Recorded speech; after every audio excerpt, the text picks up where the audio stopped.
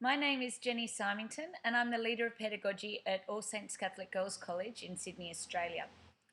I think we best use Schoology in a blended context and in particular in our international weather project, which we call Destination Sunshine.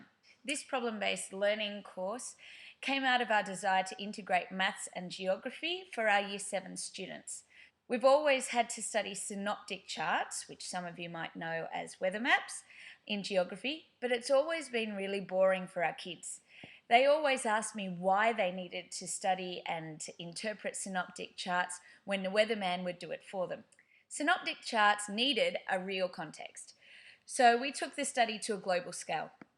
We've invited teachers and students from around the world to collect their weather measurements on a daily basis and share them via Google Docs and Schoology.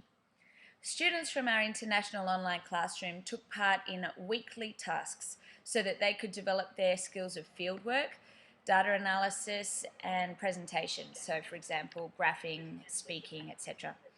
Of course, they also used the discussion spaces on Schoology to learn plenty of things about their different ways of life around the world. Their overall aim was to use the data, discussions and observations to decide which place in the world was the best place to live. This was very much a blended learning opportunity.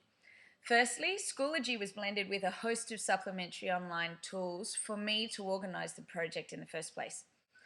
I spent countless hours on Skype in the classroom, Twitter and Google Docs to recruit a diverse collection of educators to join the Schoology course. I ended up with 75 teachers and their classes from more than 20 countries. Secondly, each teacher joined a Schoology teacher group and we shared our teaching resources, which allowed us to explicitly teach skills such as data interpretation, map reading, averages, percentages, graphing and information presentation in our own classrooms around the world. For example, I taught students synoptic charts, as usual, in my class in Sydney. Then they went on Schoology and tried to predict the upcoming weather in the UK, USA, and other countries based on the synoptic charts posted by classes overseas. Other classes did the same. We also posted Schoology quizzes so students around the world could confirm their understanding of graph types and data.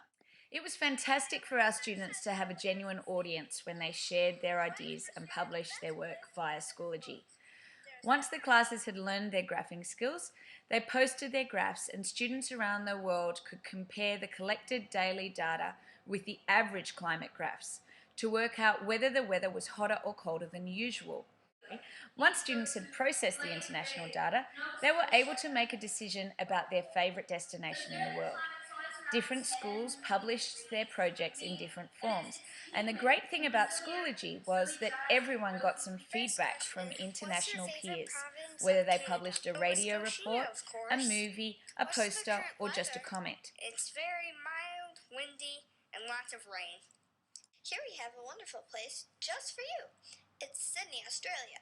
We think it's perfect for your family because there's never been one tornado, and it's always very, very warm and sunny at the beach.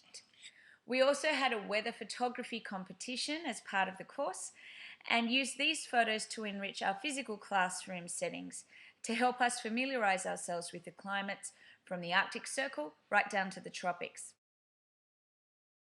Firstly, it meant that we could talk to students around the world, whatever their time zone. Schoology meant that we could attach our videos and graphs and continue our conversations at any time of day. At school. We are going to answer the questions from Science and School. Very hot.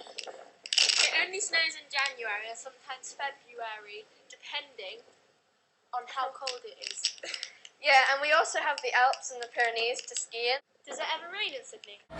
In which months does it rain the most? Secondly, Schoology allowed us to include students of all ages.